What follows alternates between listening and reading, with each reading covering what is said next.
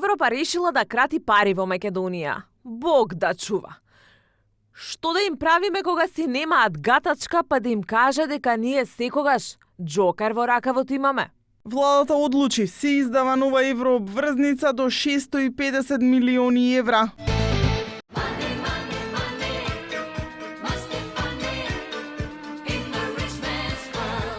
И не може Европа толку пари да скрати колку што може владата и партијата да ги задолжат внуците на моите внуци. Оваа обврзница веќе ја турка македонската економија во ризични води. Ќе поскапат сите кредити кон Македонија заради високото ниво на задолженост. Инвеститорите ќе бидат предпазливи, а македонската економија ќе мора да се контрахира, да се исцедува постојано за да ги отплати обврските. Околу 150 може би повеќе милиони евра камати за јавниот долг. И повторно ќе ни стои целиот јавен долг кој ќе треба да се репрограмира еден ден кога ќе дојде, зашто ваква обврзница веќе никогаш нема се отплати.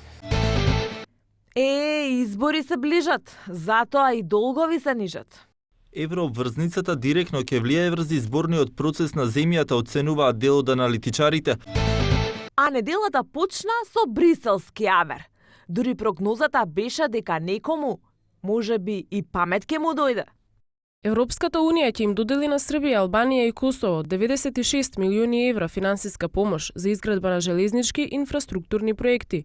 Македонија не е спомената во новиот пакет на европски грантови кој ги најави еврокомесарот за проширување Јоханес Хан.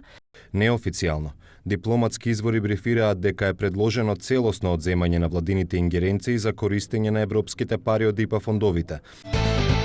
И додека Брисел се мисли, во земјава веќе парите од еврообврзницата ќе почнат и да се трошат. И тоа на реклами, и тоа по законски пат. Предлог законот за информативни реклами и кампањи влезе во собраниска процедура по предлог на владата. Законот се однесува на распределба на кампањи кои чинат над 100.000 евра. А ќе остане нешто и за новиот барок стиропорски, па тој треба да никне. Одлуката на владата, Градскиот трговски центар, Македонската опера и балет и Универзитетската библиотека да се облечат во барок, најверојатно ќе заврши пред Уставен суд, најавија од иницијативата Го сакам ГТЦ. За европските санкции новиот долг сигурно не чуле во пржино. Таму високо е. Бавно патуваат вестите. Таму се делат диагнози. Јоханес Хајндел повторно дојде, ама овој пат ја утна локацијата. Свадбата се играше на друго место. Сицилија е вечна Дон Корлеонска земја. Дали ќе биде и ветана за лидерот, допрва ќе видиме. Од ВМРО ДПМН информираат дека Груевски заедно со семејството е на приватно патување и дека е поканат на свадба кај пријател надвор од Република Македонија. Абер на Томе Аџиев му прати и управниот суд, дека за џабе ловел вештарки, но тој и останатите лустратори, откако со години сркаат државна маст, воопшто не им е гајле за животите што под државна капа ги оцрнија. Правниот суд ја поништи лустрацијата за новинарката Јадранка Костова со образложение дека е прекршен членот кој предвидува лицето за кое се води постапка да биде задолжително известено. Управен го укина решението на Комисијата за верификација на фактите донесено во март 2015. Пораз во една земја, и тоа не само во Македонија, туку во секоја, може да биде само смртта на едно дете, било да е убиство од соумисла или од небрежност.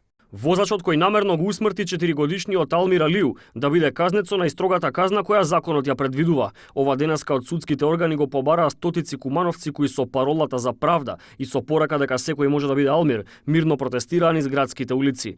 Мојот син ја кажува вистината и снимката која се наоѓа на интернет е исечена и пуштена селективно, вели за 24 вести Горан Илич, татко на кумановецот Бобан Илич, осомничен дека намерно го прегазил 4-годишниот Алмир Алиу. И да врне и да вее и бура да коси. Шарените револуционери борба за правдина носат. Во еден момент еден од протестантите и на кулица со хендикеп се обидело на полициски штит да закачи македонско знаме, но како што процна самиот рече пред присутните, знамето му било тргнато и скинато токму од припадник на полицијата. Иванов не го чу Обама во Варшава, ама Алијансата не ја заборави Македонија. Стигна поздрав од таму. Иако Македонија не беше тема на разговор, таа сепак се најде на агендата на Алијансата. Лидерите на земјите членки порачаа, политичката криза во Македонија оддалечува земјата од Сојузот. Со оглед на загриженоста во врска со политичките случувања во Македонија, кои ја оддалечија земјата од вредностите на НАТО, ги повикуваме сите политички лидери во земјата целосно да ги имплементираат своите обврски од договорот од Пржино, како рамка за одржливо решение на политичката криза. Признавајќи ги првичните чекори кон имплементација, го обновуваме нашиот повик до сите страни да се вклучат во ефикасен демократски диалог и да се создадат услови за веродостојни избори, за јакнување на владењето на правото, слободата на медиумите и независност на судството.